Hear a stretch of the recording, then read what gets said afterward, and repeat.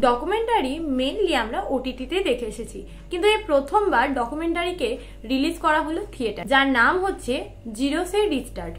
খুব বেশি একটা অডিয়েন্স ছিল না, তবে 12 ফেল মুভিটা আমরা সকলেই দেখেছি এবং সত্যিই মোটিভেটেড একটা মুভি, যেটা এসেছিল 2023 সালে, ঠিক 1 বছর আগে, যেটা আসলে ছিল একটা বায়োপিক। এক কথায় বলা যায় ফাইনেস্ট বায়োপিক। কিন্তু এই ফাইনেস্ট বায়োপিকটা বানানোর পিছনে ঠিক কতটা পরিশ্রম করতে হয়েছিল সেটা নিয়েই এই ডকুমেন্টারিটা।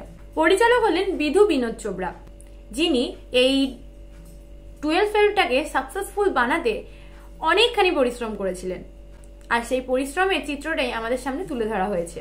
বাকি মেম্বাররা কতটাই বা ঘাম ঝরিয়েছে, কেনই বা এই মুভিটাকে বাকি ডিরেক্টররা ডিরেক্ট করতে চায়নি, কেনই বা টোটাল বিষয়টাকে বিধু বিনোদ চোপড়া নিজে একা হাতে করেছে, এই সব কিছু তোমরা দেখতে পাবে কিন্তু এই ডকুমেন্টারিটাই।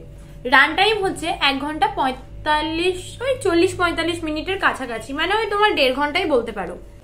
মুভিতে একটা শট রয়েছে, প্রথমেই যে সিনটা দেখানো হয়েছে সেটা দেখে আমরা ভাবি যে হ্যাঁ মুভিতে বোধহয় একটাই শট নেই, বা কি দারুণ, কিন্তু না, এই শটটা নিতে কিন্তু 24 বার টেক নেওয়া হয়েছে। এই ডকুমেন্টারি দেখলে তোমরা মুভি বানানো সম্পর্কে কিছুটা ধারণা পাবে।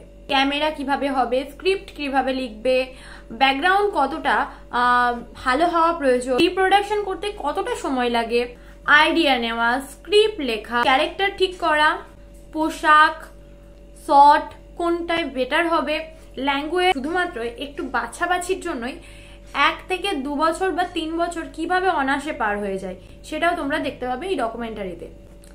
রিয়েলিস্টিক করে তুলতে কিভাবে রিয়েল প্লেস ব্যবহার করা হয়, যেমন ধরো ওই রেল স্টেশনের যে ক্যান্টিনটা রয়েছে, যে মুভি যে বাজেটই হোক না কেন, সেটা বিশাল বড় বাজেট হোক বা লো বাজেট হোক, একটা মুভি তৈরি করার পিছনে কিন্তু ভীষণভাবে পরিশ্রম থাকে।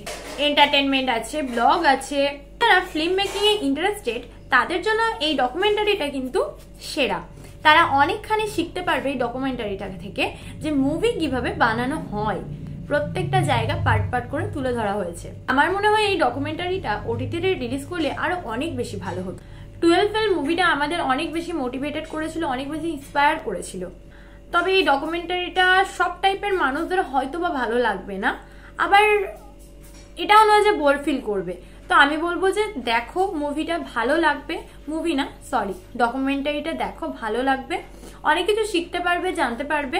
সবশেষে একটা মোরাল অফ দ্য স্টোরি এটা বোঝাবে তোমাদেরকে যে সফলতার পেতে হলে অনেক অনেক অনেক পরিশ্রমের প্রয়োজন আছে, আর এটা সব টাইপের মানুষের জন্য সমান।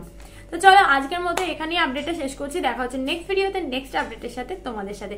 তো চটপট চ্যানেলটিকে সাবস্ক্রাইব করে জয়েন হয়ে যাও, এরপর কিন্তু টার্গেট হচ্ছে 400, তাই চটপট করে আমার সেই টার্গেটটা কমপ্লিট করে দাও তোমাদের ভালোবাসা দিয়ে। আজকের মতো টাটা, লাইক করতে ভুলো না, দেখা হচ্ছে নেক্সট ভিডিওতে।